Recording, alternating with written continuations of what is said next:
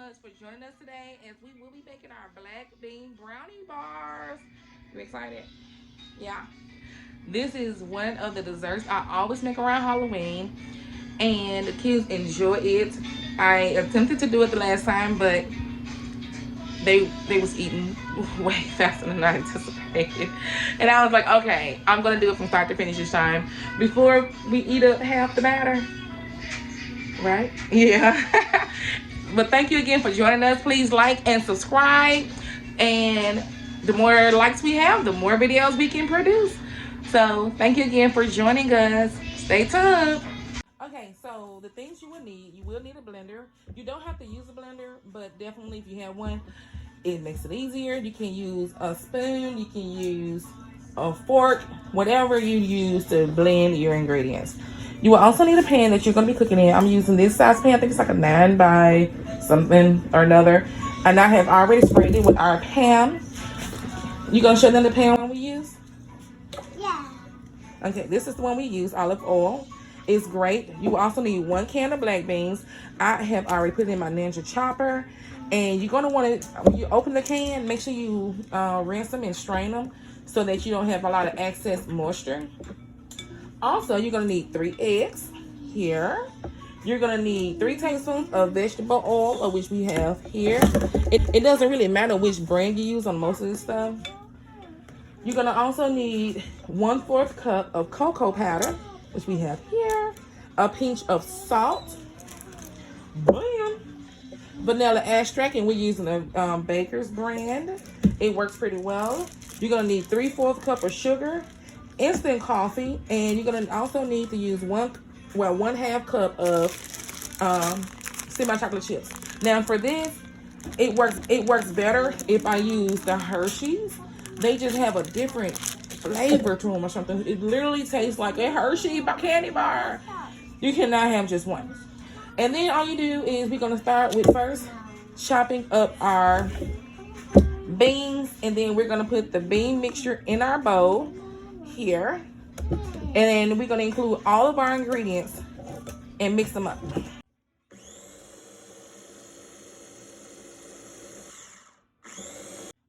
now we're going to, Chloe, go ahead and pour the eggs in the bowl. In here. Put them inside this bowl. No, just pour it like this. Just pour it in there. There you go. Just pour all of them in there. There you go. Now, you can go ahead and put everything in the bowl in there, and then we just throw the bowl in the sink. Just put all the contents out of all the bowls in there. Wait a minute, you got to make sure you got all the cocoa. You see all that cocoa? You need all the cocoa. There you go. Now, because this bowl was a little damp, I did put us a little extra so we don't have to worry about it. And then we're going to put a pinch of salt. Let's a pinch of salt. And the pinch is 2 shakes, maybe 3. And then what you're gonna do at this point, you're gonna take your let's take our oil first, and we need 3 tablespoons of oil. So whenever you are measuring, you definitely, I'm gonna do this part, Chloe, okay? You definitely want to make sure you're using an actual measurement, because if you use a regular, what's it is? So you're gonna get 3 tablespoons. 1, 2, 3. Now, if you want to sub the eggs, you can sub out the eggs. There are some recipes online that you can use. I have personally never used them, but like I said, there are recipes. Hold on, baby. We gotta get the vanilla and the coffee. So we're gonna need 1 teaspoon of instant coffee.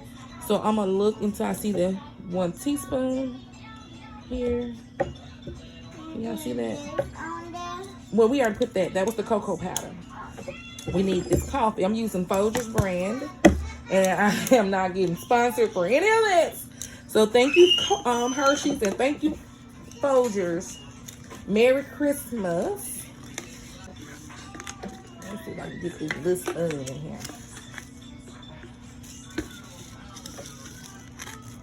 Amazing how much coffee we use. Uh-oh. Can't wait. This is coffee. And then we're gonna get 1 teaspoon of vanilla extract. Now I do use just a little bit more vanilla extract, so I would do like 1 teaspoon, and I do like a drip like that.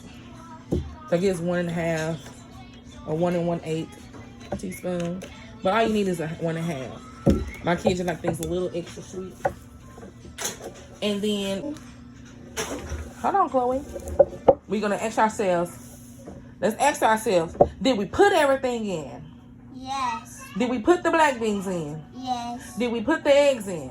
Yes. Did we put the vegetable oil in? Yes. Did we put the cocoa powder? Yes. What about the salt? Yes. The vanilla? Yes. The sugar? Yes. The coffee? Yes. Then we ready to go. Chunk. So I'm gonna use my blender and I'm gonna mix this up, and I will be back.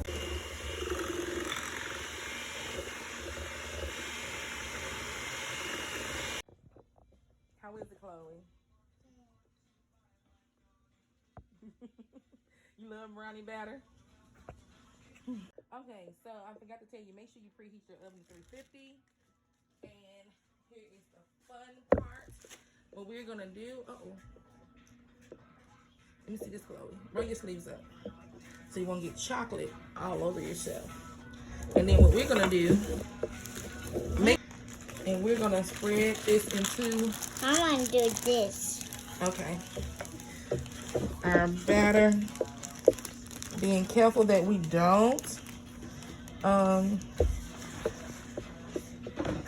it is gonna be seem a little liquidy, but you gotta remember we use black beans and we didn't use flour. That flour makes it thick.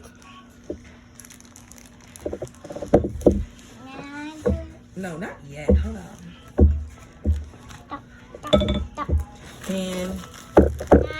And then try to kind of like pat it to get any air bubbles out. And then we're gonna sprinkle chocolate chips all the way around the top. Go ahead. And then once you spread the chocolate chips on top, you're gonna pop it in the oven. I guess like 30 minutes, depending on your oven, because oven temperatures do vary. But you just want to leave it in there until it all forms together. And it really dumb is when the eggs are done, the brownies in essence are done. And it only takes about 30 minutes to cook an egg in the oven.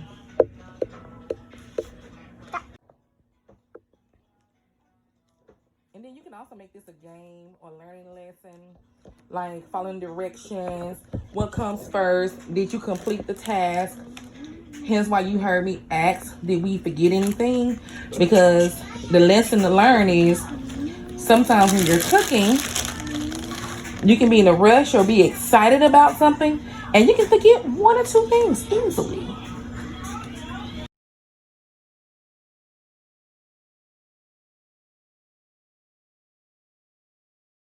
Looks like when it comes out the oven, and you can let it sit in the oven like 5 more minutes. But what I did was I went on ahead and turned the oven on.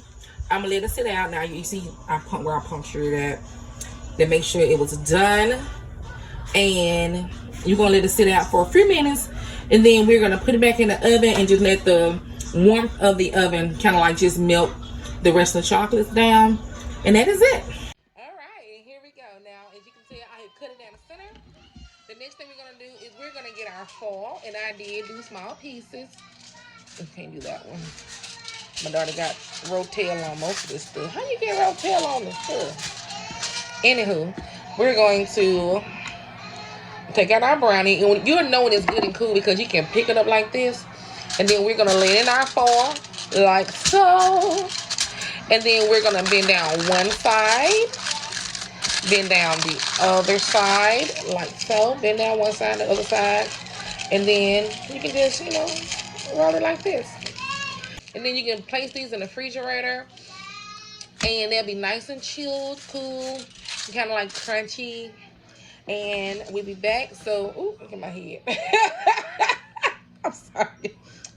It has already been a day. And we'll come back. You know what? Let's do a kitty approved. Now, it's crazy because I have 3 young kids, and only 1 don't eat anything that's chocolate. So now we're about to see. Here, a piece for you. Really? It is a small piece. Okay. Chloe. Chloe, you wanna?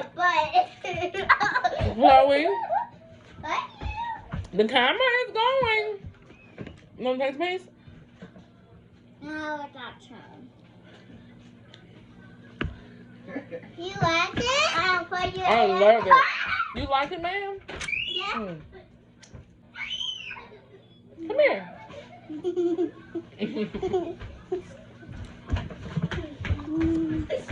So, this is so good. No, don't play with knives. Y'all, it is mouth-watering. So delicious.